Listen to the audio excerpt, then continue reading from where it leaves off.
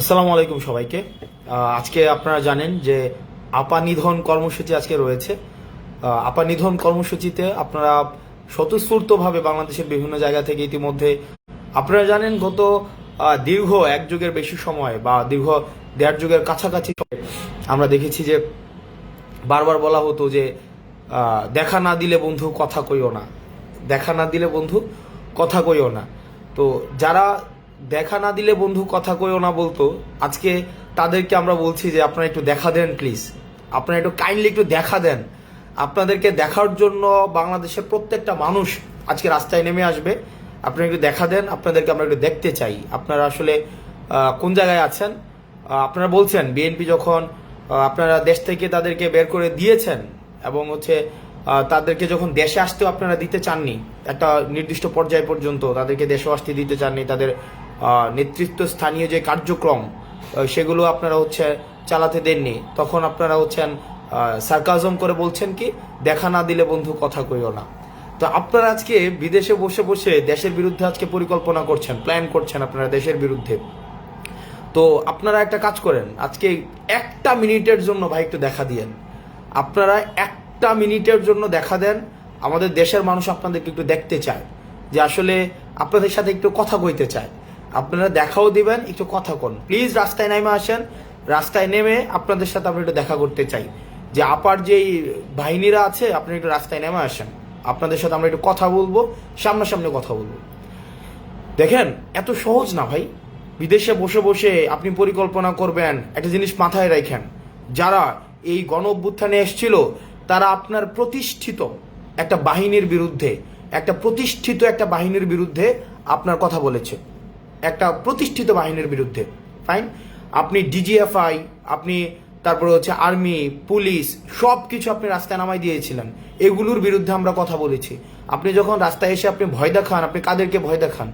আমরা পুলিশ লীগের বিরুদ্ধে যুদ্ধ করেছি, আমরা সেনাবাহিনীর বিরুদ্ধে একটা অংশ ছিল, ডিজিএফআই একটা অংশ ছিল, আপনি ছাত্রলীগ ছিল, যুবলীগ ছিল, সবগুলার বিরুদ্ধে আমরা কথা বলেছি। আমরা এগেনস্টে, আপনাদের এগেনস্টে আপনাদেরকে উৎখাত করেছি।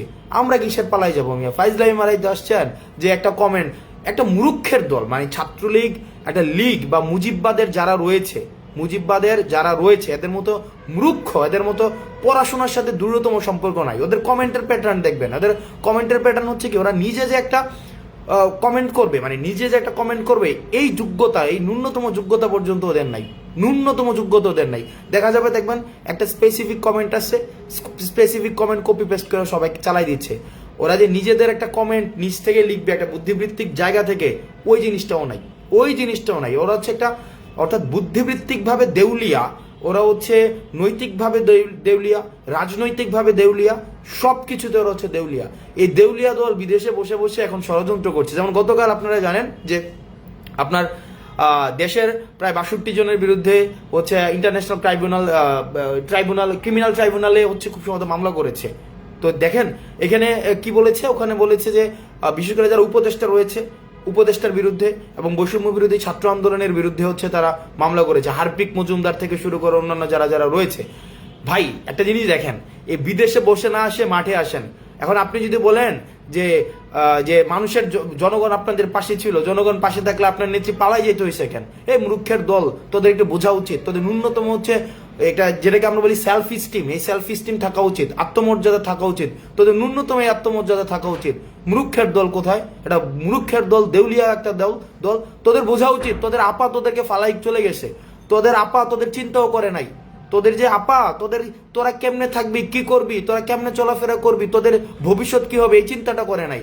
যেটা করছে সেটা উনি নিজের ভবিষ্যৎ নিয়ে ওনার বোনরে নিয়ে পালাই গেছে। ওনার যে ভাগিনা ওদেরকে আগে বিদেশে পাঠাই দিছে। তোদের ন্যূনতম লজ্জা থাকা উচিত। তোরা এমন একটা দল করিস যে দলের নেতা তোদের ফালায় চলে যায়, আবার ওই দলের নেত্রীর জন্য তোরা রাস্তায় আসিস। তোদের লজ্জা শরম ন্যূনতম কিচ্ছু নাই বেটা। তোদের এমন একজন নেত্রী যে তাদের কর্মীরা কই যাবে, কেমনে কি করবে, কর্মীর ভবিষ্যৎ কি হবে, এই জিনিস পর্যন্ত চিন্তা করে নাই। কর্মীদেরকে ফেলে সে নিজে কাকে নিয়ে চিন্তা কর, কি পরিমাণ স্বার্থপর। সে তার বোনকে নিয়ে পালাইছে, সে তার ভাগিনাদেরকে আগেই বিদেশে পাঠাই দিছে। সে তার ভাগিনাদেরকে আগেই বিদেশে পাঠিয়ে দিয়েছে, তার পরিবারকে আগে সেভ করছে, সেভ করে কর্মীদেরকে রেখে সে চলে গেছে যে কর্মীরা জাহান্নামে যাবে। তোরা তো বেটা দেশ থেকে পালাই গেছিস বেটা, তোরা ফেস করলি না বেটা, দেশ থেকে পালাই গিয়ে বড় বড় কথা বলতেছিস, লজ্জা নাই বেটা, ফাইজলামি মারাইতে আসছিস, তোরা রাস্তায় নাম বেটা। আমরা রাস্তায় নেমে তোদেরকে উৎখাত করছি, আমরা রাস্তায় নেমেছি, রাস্তায় নেমে উৎখাত করেছি, তোদেরকে পালাই যাইতে বাধ্য করছি, আমরা পালাই যাই নাই। তোর ওই সময়ের ভিডিওগুলো দেখিস, তোদের পুরা পুলিশের লিগের এগেনস্টে হচ্ছে আমরা দাঁড়াইছি, তোদের ছাত্রলীগের এগেনস্টে আমরা দাঁড়াইছি, আমরা সব কিছুর এগেনস্টে আমরা দাঁড়াইছি। কমেন্টে আইসা বলিস বড় বড় ভাষায় ওই যে পালাই যাস না থাকিস, তুই কমেন্ট পর্যন্ত আসিস, তোদের তো ন্যূনতম কোনো ধরনের লজ্জাবোধ নাই। তোরা এমন একটা দলের রাজনীতি করিস, রাজনৈতিকভাবে দেউলিয়াত্বপূর্ণ একটা দল। দেখেন এই দলটা মানে কি পরিমাণ চিন্তা করেন, এটা হচ্ছে মানুষ বিবর্জিত একটা দল, মানুষের সাথে এই দলের কোনো ধরনের সম্পৃক্ততা নাই। গত 16 বছরে যে এই ধরনের নির্যাতন নিপীড়ন এরা করেছে, এদের ন্যূনতম কোনো মানবিক অধিকার নাই যে ওরা পরবর্তীতে রাজনৈতিক গ্রাউন্ডে ওদের ব্যাক করার কোনো ধরনের ন্যূনতম অধিকার নাই, ন্যূনতম কোনো অধিকার নাই। আপনি দেখেন এদেরকে প্রত্যেকটা কাজের জন্য ওদেরকে হচ্ছে গণহত্যার ওদেরকে আসামি করা যায়, 2000-এর বেশি ওরা হচ্ছে মানুষ মেরেছে। আপনারা দেখেছেন বিদেশে বসে এরা হচ্ছে এখন নতুন করে পরিকল্পনা করছে, ষড়যন্ত্র করছে, এরা বিদেশে বসে এই কাজগুলো করছে। যেমন আপনি দেখেন গতকাল মামলা হয়েছে, এই মামলাতে কাদের নাম দিয়েছে? উপদেষ্টাদের নাম দিয়েছে, বৈষম্য বিরোধী ছাত্র আন্দোলনের নাম দিয়েছে, নাগরিক কমিটির নাম দিয়েছে, এই মামলাতে বিদেশে নাম দিয়েছে। এখন দেখেন এই নামের মধ্যে আরো দিয়েছে কি, যেমন সেনা অফিসার যারা ছিল, যেই সেনা অফিসাররা তারা হচ্ছে কি আমাদের পক্ষে, তারা হচ্ছে আন্দোলনে এসেছিল, গণ অভ্যুত্থানে এসেছিল, যারা শেখ হাসিনার এগেনস্টে গিয়েছিল তাদের বিরুদ্ধে মামলা দিয়েছে। আপনি দেখেন যে যেমন ক্যাপ্টেন আফ্রিদির একটা ছবি ভাইরাল করে দেওয়া হয়েছে, যেমন ক্যাপ্টেন আফ্রিদি নাকি হচ্ছে স্নাইপার দিয়ে মানুষ মারছে। আরে ভাই ন্যূনতম এটা হচ্ছে ভিডিও এডিট করে বানানো হয়েছে, এটা প্লাস্টিকের একটা হচ্ছে স্নাইপার, আপনি ওনাদের প্রাইভেট লাইফ পর্যন্ত আপনি হচ্ছেন ব্রিজ করছেন। যেই সেনাবাহিনীরা যেই দেশপ্রেমিক সেনাবাহিনীরা সেদিন আমাদের পক্ষে রাস্তায় এসে দাঁড়িয়েছিল, আমাদের এই শেখ হাসিনার বিপক্ষে দাঁড়িয়েছিল, তাদেরকে সম্মান জানানো উচিত। মেজর আফ্রিদিদেরকে সম্মান জানানো উচিত, ক্যাপ্টেন আফ্রিদিরা তখন রাস্তায় নেমে এসেছিল, রাস্তায় নেমে আমাদের পক্ষে হচ্ছে তারা হচ্ছে আন্দোলন করেছে। আমরা দেখেছি সেনাবাহিনীর একটা অংশ আমাদের পক্ষে চলে এসেছিল। এখন দেখেন এখন এই সবার বিরুদ্ধে হচ্ছে এখন প্রোফাইলিং করা হচ্ছে, বিদেশে মামলা করা হচ্ছে। দেখেন বিদেশে মামলা দিয়ে আমাদের কিছু আসে যায় না। আমরা আপনাকে দেশ থেকে উৎখাত করেছি, যে এই খুনি শেখ হাসিনা পারলে রাস্তায় এসে ফেস করেন। আমরা রাস্তা থেকে আপনাকে উৎখাত করেছি, আপনাকে গণভবন থেকে উৎখাত করেছি, আপনি পালিয়ে যেতে বাধ্য হয়েছেন। আর একজন পালিয়ে যাওয়া নেত্রীর কর্মী হিসেবে হচ্ছে বিদেশে বসে আস্ফালন করে লজ্জা থাকা উচিত, ন্যূনতম লজ্জা নাই।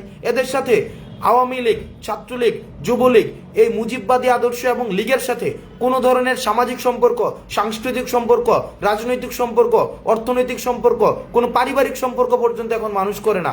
এরা এরূপ কি পরিমাণ ওরা ইতিহাসের একদম নিকৃষ্ট, একদম ব্যাক স্টেজে ওরা হচ্ছে ওদের হচ্ছে স্থান হবে। ওদেরকে কোনোভাবেই বিচার নিশ্চিত হওয়ার পূর্বে ওদেরকে আমরা মেইন স্ট্রিমে দেখতে চাই না। আমরা যে রাজনৈতিক দলগুলো রয়েছে, আপনি একটা জিনিস আমার কাছে খুব ভালো লেগেছে, একটা জিনিস সেটা হচ্ছে যে এতদিন পর্যন্ত যে ছাত্রদল, ছাত্র শিবির, তারপর হচ্ছে বৈষম্যবিরোধী ছাত্র আন্দোলন বা বিভিন্ন রাজনৈতিক দল বিভিন্ন নীতিগত ইস্যুতে দ্বিমত ছিল, কিন্তু যখন আপা নিধন কর্মসূচি আসছে, আপা নিধন কর্মসূচিতে সবাই আমরা এক। তার মানে কি ফেসিবাদের যে বিরুদ্ধে আমাদের সবার অবস্থান এক। ছাত্রদল, ছাত্র শিবির, তারপর হচ্ছে জামাত, বৈষম্যবিরোধী ছাত্র আন্দোলন, তারপর হচ্ছে ইসলামিক শাসনতন্ত্র আন্দোলন, অর্থাৎ ইসলামিক যে রাজনৈতিক যে দলগুলো রয়েছে, আমাদের কওমি, ইংরেজি medium, Bangla medium, varsity, school, college, 7 college, সবাই এক। তার মানে নিজেদের মধ্যে নীতি